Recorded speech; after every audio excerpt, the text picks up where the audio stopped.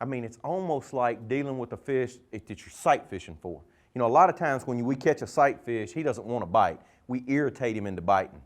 There was a time sight fishing when, you know, we saw guys use little baits and little rods and light line, and that was the way to get them to bite. Well, now we figured it out. Now we just put a big weight on 65-pound test with a big hook and just keep banging him, and eventually he's going to bite.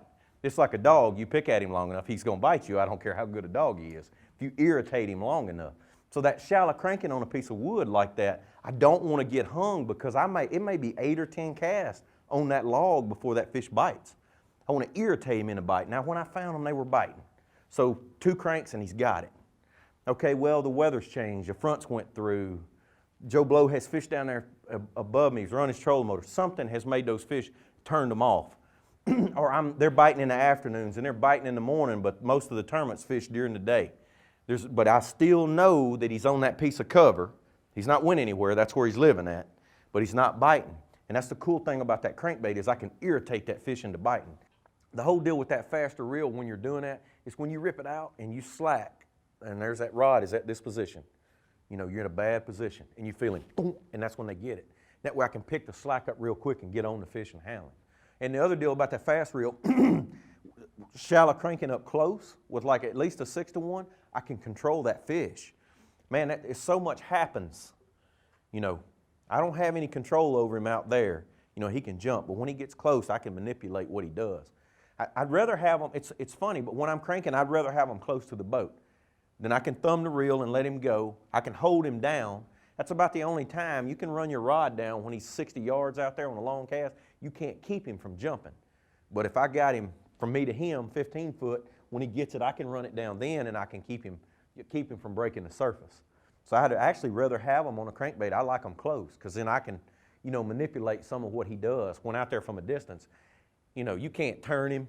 You know, he's running around, jump, do whatever he wants to. So even when I make a long cast, I try as quick as possible to get that fish as close to the boat as possible because that's the only time I have any control over him, you know, cranking. It's when he's close. Then I can manipulate, you know, what he does. And then you get him up there and you can see how he's hooked.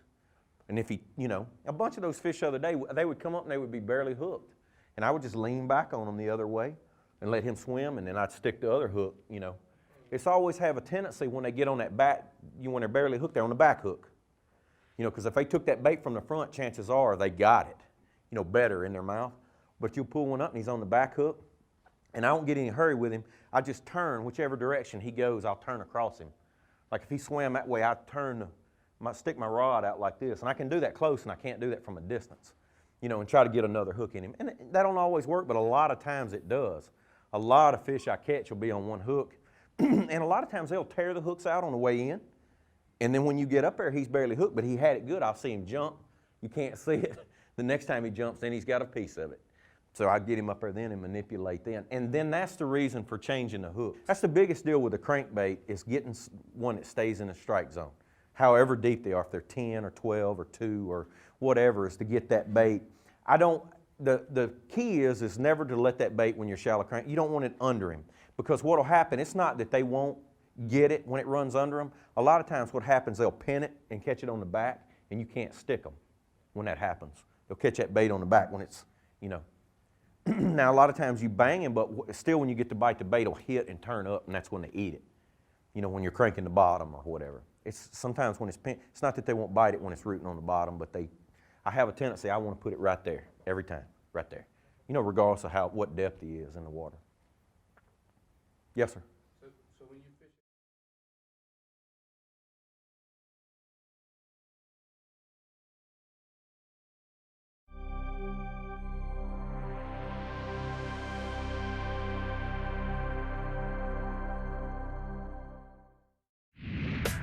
Hey, I'm Pete Gluzek, And I'm Mike Iaconelli. and this is Bass University TV.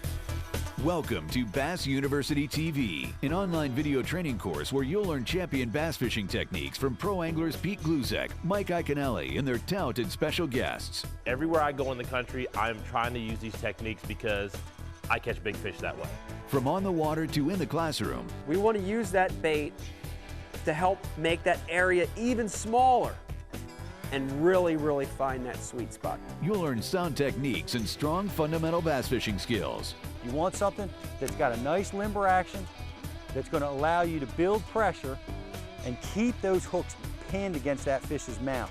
Watch hours of video content on multiple topics at your own pace for a low monthly fee. Cancel at any time. Hold on, because you're going to catch some big fish.